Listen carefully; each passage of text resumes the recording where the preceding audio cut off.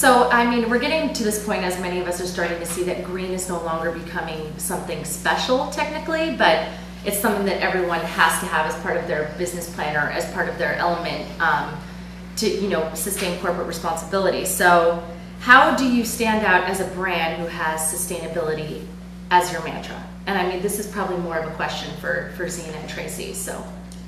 Do you want to go first? Okay.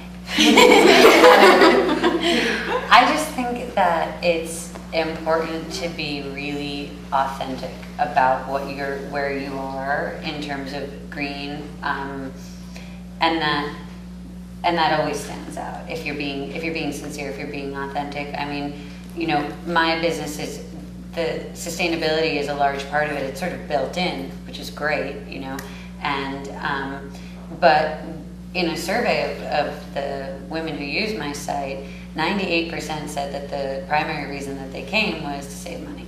So which is green. Which is green. Mm-hmm. It is actually, because totally. It's sustainable and it's helping people to afford things that they couldn't otherwise afford. Absolutely. And but it's also like I don't oversell the greenness of what we do. We're sort of a light green brand. We're helping people to do things that just make good sense, and part of that is being responsible towards the environment. Part of that is being responsible towards your own finances. It all kind of works together, and I think that there's an authenticity to it, and that the message gets through when you're sincere about that. So if you have a business that really is super green, like you're, you know, doing amazing things out of hemp and it's like all sourced through ethically, and then you need to really be upfront with that and speak about it. But if your business is more like has sustainability in the background, just talk about that honestly, because I think the messages that get lost are the ones that feel forced. Totally. Great. You're so smart. I have a wedding sari. No, I have a wedding sari. I haven't known what to do with. Do you guys have saris? We do. Yeah. Really? Oh yeah, absolutely. Oh my God, I'm so excited. You have no idea how excited. My husband always takes it out and goes, what are we going to do with this? Well, that's the thing about everything from a wedding. What are you going to do with it? Totally. I was thinking of making something like this with it because it's about that long. We're due to change. Anyway, so what was the question? How do you differentiate when everything's turning green? How do you stand out? So, for instance, what we're working on right now is we've always been fair trade, and we're finding that my last journey to Sri Lanka last week was just to really, I was taking a group of consumers who won a trip to go with me, but then I was also going to interview my gardens and really get down to the brass tacks of what they're missing. And what I found, I hadn't been back in a while because I had a baby and everything, and what I found over there was, well, here it is. I'm fully mission driven, so this is going to differentiate me, right? Mm-hmm. So I found that this particular garden that's very close to my heart, I buy like 70% of our tea from it.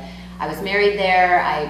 It was my first tea garden experience, the very first biodynamic tea garden in the world, first organic tea garden, first fair trade tea garden in the world. The guy who started it is basically Gandhi reincarnated as this beautiful, beautiful man who's of total service to his workers.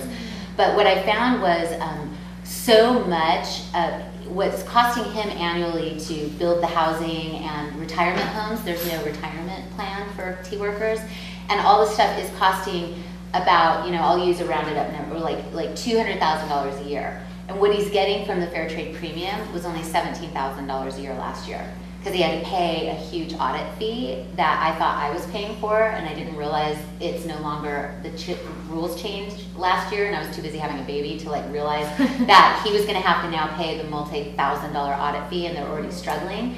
So I was like, okay, $200,000 to $17,000. Okay, this is a really big gap. How much money am I paying to license the fair trade logo? And I looked at it, and it's like $80,000. Yeah. Like $80,000 could put like 1,700 girls through like prep school for a year. Like, what? Yeah. So that's how I'm going to differentiate. Yeah. I don't know. I'm just announcing it here. So we'll spread the word. Do you want to touch on anything in any way? I know that.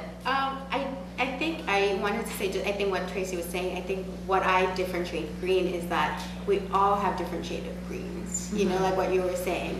And I think that's what I want to honor in everyone's individuality in that too, and how do you support that for that person, you know? And then I feel like if you allow that to be more open, then you'll distinct that. You're not specifying that when you come and use our service, or you're this kind of green, but that you're there are this different kind, and that we so it's really leave that open, and you're not limiting yourself to something.